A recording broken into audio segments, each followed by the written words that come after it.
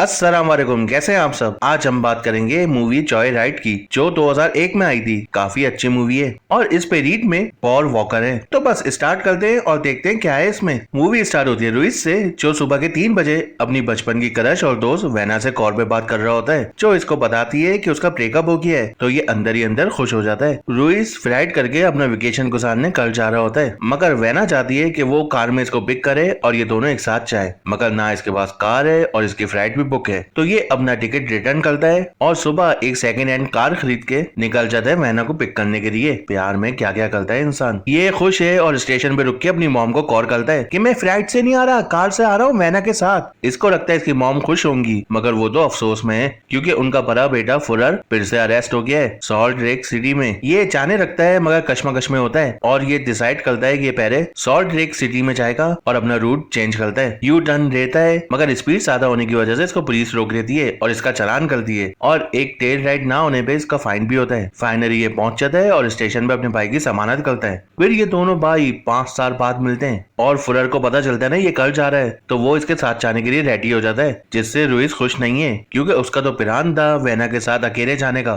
जो इसके भाई ने खराब कर दिया। और जब फुरर को पता चलता है ये वेना वाला प्रोग्राम, तो वो रुइस को बहुत सुनाता है ये लड़की ठीक नहीं है, तुम्हें हमेशा फ्रेंड सुन रखा है इसने, और एक तुम हो कि उसके एक बार कहने पे अपनी फ्लाइट कैंसिल कर दी और कार खरीद के जा रहे हो। इतना भी दीवाना नहीं होने का, वो आखिर में तुम्हें फ्रेंड सुन करके जाएगी। ये सुन के रुइस को गुस्सा आ जाता है और कार स्पीड से साइड पे रोक देता है और कहता है अब इस बारे में बात नहीं करने का। तो फुरर भी मान जाता है। फिर ये कैश स्टेशन आते हैं और रुइस वेना को सब कुछ बताता है और कल तक आने के लिए कहता है और वो भी मान जाती है। तो इस पे ये खुश हो जाता है। फुरर इसकी कार में रेडियो रखवाता है, जो मोस्टली ट्रक ड्राइवर लगाते हैं आपस में एक दूसरे से राब्ता रखने के लिए। फुरर रेडियो में मस्ती कर रहा होता है और ड्राइवर्स के कोड होते हैं, तो ये भी रख रहे थे, जैसे अपना ब्लैक शीप और रुइस का मामा स्पॉय। अब एक ड्राइवर रेडियो में आता है जिसका नाम होता है रस्टी नेर और वो बोलता है लोगों को बारिश पसंद है क्योंकि वो सबको करके अंदर रखती है, आज रात भी बारिश होगी, मतलब अनकिशन कर रहा होता है। ये सुन के फुरर को मस्ती सूझती है और वो रुइस को इससे लड़की की आवाज में बात करने को कहता है। रुइस मना कर देता है मगर बाइक की सीट के आके मान जाता है और वो रस्टी नेर से लड़की बन के बात करने लगता है। हेलो, मेरा नाम कैंडी कैन है, आप मुझसे बात करोगे?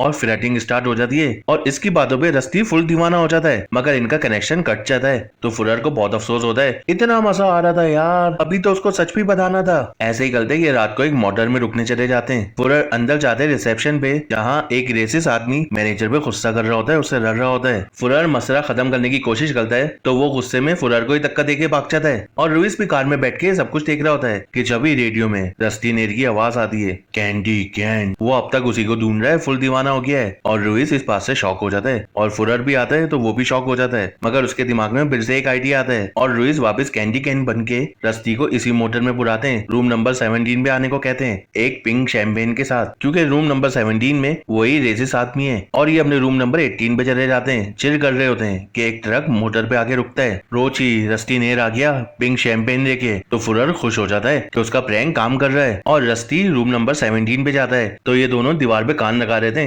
ताकि बातें सुन सकें। तो वो आदमी रस्टी पे गुस्सा हो जाता है, अबे कौन है तू, पिंक शैंपेन क्यों लेके आया है? और रस्टी यहाँ पे कैंडी कैन को पूछ रहा होता है, उसको लगता है ये ब्लैक शीप है और करा दबाने की आवाज आती है। तो ये दोनों घबरा जाते हैं। रुइस रिसेप्शन को कॉल करता है कि रूम नंबर 17 में कुछ मसला चल रहा है, तो वो रूम नंबर 17 पे कॉल करते हैं और उसके बाद इसको वापस कॉल बैक करते हैं। सर, रूम नंबर 17 वाला बंदा कह रहा है सब कुछ नॉर्मल है, फिक्र नहीं करो। तो ये कंफ्यूज हो जाते हैं और कुछ देर बाद रस्टी नेर अपना ट्रक लेके यहाँ से चला जाता है। सुबह पुलिस इनसे इन्वेस्टिगेशन करने आती है। इनको लगता है उस आदमी ने रस्टी के साथ कुछ गलत कर दिया, मगर गलत रूम नंबर 17 वाले के साथ हुआ है। पुलिस उन्हें हॉस्पिटल में लेके जाती है जहाँ उस बंदे की कंडीशन काफी खराब होती है। अबे नीचे का जबड़ा ही गायब हो गया है, कोमा में चला गया है वो बंदा। ये देख के डर जाते हैं दोनों और रुइस पुलिस को सब कुछ बता देता है। तो शेरिफ इनमें बहुत गुस्सा होता है, उसके पास पहले ही ऐसे बहुत सारे केस हैं और ये एक और लेके आ गया उसके पास, मगर वो करे तो क्या करे, सबूत भी तो नहीं है इनके पास। तो वो इनको छोड़ देता है, मगर शेरिफ दोनों को कहता है फौरन टाउन से निकल जाओ, मुझे तुम दोनों की बखराट यहाँ पे चाहिए ही नहीं। और पुलिस इनको वापस छोड़ती है। तो रुइस को काफी गिल्ट होता है, मगर फुलर तो बिल्कुल चिल रहा है, भाई एक प्रैंक ही तो किया था हमने, गलत हो गया, इस पे हमारी गलती तो रही है। और ये दोनों टाउन छोड़ के चले जाते हैं और रात के टाइम रेडियो में फिर से रस्टी आ जाता है, कैंडी कैन। अब ये फुल दीवाना संगी आदमी है और ये दोनों डर जाते हैं क्योंकि इन्हें पता रखी है रस्टी नेर क्या हालत कर सकता है। तो फुरर उसको बातों में बसाने की कोशिश करता है, अरे वो चली गई है, वो तुमसे बात नहीं करना चाहती, मगर रुइस उसको सब कुछ सच बता देता कहता है अरे मैं ही कैंडी कैन हूँ। और ये सुन के रस्टी ने कहते हैं इससे माफी मांगे। रुइस तो एग्री होता है मगर फुरर नहीं होता, बल्कि रस्टी को बहुत ज्यादा सुना देता है, कारियां भी दे देता है। मगर जवाब में रस्टी ने कहता है कि तुम्हें अपनी कार की टेल लाइट को फिक्स कर लेना चाहिए। ये सुन के दोनों की हवा जाम हो गई, क्योंकि रस्टी इनके पीछे ही है अपने ट्रक में, वो शुरू से इनके पीछे है और ये दोनों परेशान हो जाते हैं। और अब तो इनकी फ्यूल भी खत्म होने वाली है। फुरर घबरा गया कि कार स्टेशन तक जाएगी नहीं और इसके हाथ आए तो ये कोमा में बेच देगा। वो दोनों मैप देखते हैं और चलाके से नेक्स्ट टर्न से फौरन घूम जाते हैं और रस्टी का ट्रक सीधा निकल जाता है। ये दोनों खुश होते हैं और इनको एक स्टेशन भी मिल जाता है। फुरर टैंक फुल करवाता है और रुइस शॉप में जाता है शेरिफ को कॉल करने के लिए कि जब भी एक आइस कंपनी का ट्रक आता है और उसमें से एक ड्राइवर निकलता है जिसके हाथ में एक पेस्टपोर्ट का पैट होता है। ये देख के फुरर की जाम हो गई कि रस्टी नेर आ गया और वो रुइस को इशारे में भी बताता है और ड्राइवर भी अंदर चला जाता है। रुइस भी ड्राइवर को देख लेता है और शेरिफ से बात किए बिना कुछ सामान लेके कार्ड से पेमेंट करके शॉप से निकल जाता है। ये दोनों कार में बैठते हैं और फौरन यहाँ से भागते हैं। एक ट्रक से टक्कर भी होने वाली होती है इनकी और वो ड्राइवर भी शॉप से निकल के इनके पीछे भागता है और ये टाइटैन वाले रास्ते में चले जाते हैं जहाँ इनको आगे रास्ता ही नहीं मिलता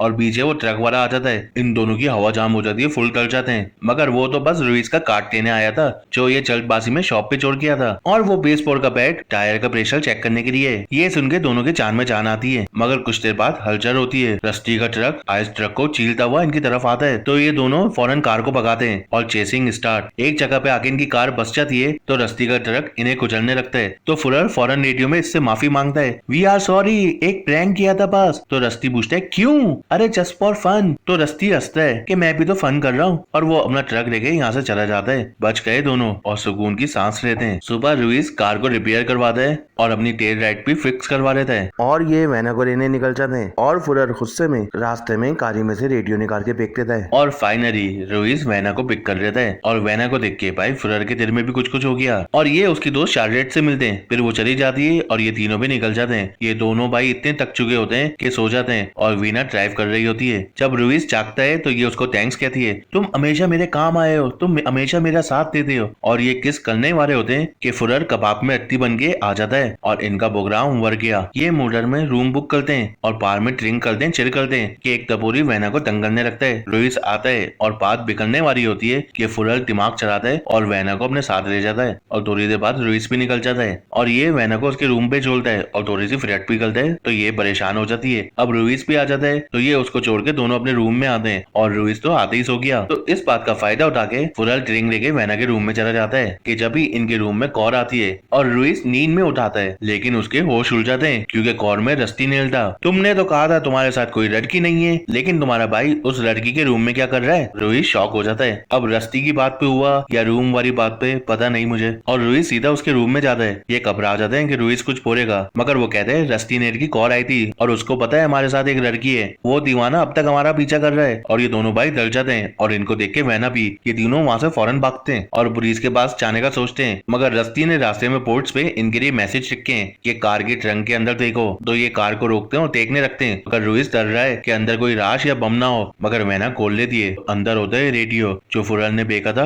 वो वापस इनको मिल गया। ये मस्त घूम रहे थे और रस्टी हर टाइम इन पे नजर रखा हुआ था। ये रेडियो को कार में सेट कर दें और वैना को सब कुछ सच बता देते हैं। ये फालतू में बस गई। अब रस्टी इनसे क्रीपी बातें करने लग जाता है और एक लड़की की चीखने की आवाज आती है कि ये तो इसकी दोस्त शार्लेट की आवाज है जो रस्टी के कब्जे में। तो इन लोगों को उसको बचाने के लिए रस्टी की बात मानना होगी और पुलिस के पास नहीं जाना होगा। सुबह रस्टी इन्हें एक टास्क देता है कि दोनों भाई नंगे रेस्टोरेंट में जाओ और 12 चीज पढ़कर ऑर्डर करो। ये ऐसे ही करते हैं। इनको बहुत शर्मिंदगी होती है, लोग हंस रहे होते हैं इनके ऊपर मगर ये रस्टी ने जान के करवाया इनसे कैसे कटिया प्रैंक से लोगों को क्या फील होता है। और कार में वैना की रस्टी से बात होती है। वो उसको कहती है मुझे सब कुछ पता है इन्होंने क्या किया है, इन्होंने गलत किया है मगर वो सॉरी करना चाहते हैं। तो रस्टी कहते हैं अब काफी लेट हो गया है, अब उन्होंने जो किया है उसका रिजल्ट मिलेगा और तुम अपनी दोस्त शार्लेट को बचाना चाहती हो ना तो मेरी बात सुनो। और ये तीनों रस्टी की बताई हुई जगह पे चले जाते हैं एक सुनसान गेट में जहाँ फुरर रस्टी को कहता है हम पहुंच गए, अब बताओ क्या करना है। तो रस्टी इन्हें कहता है अपनी कार से उतरो, 100 कदम चलो।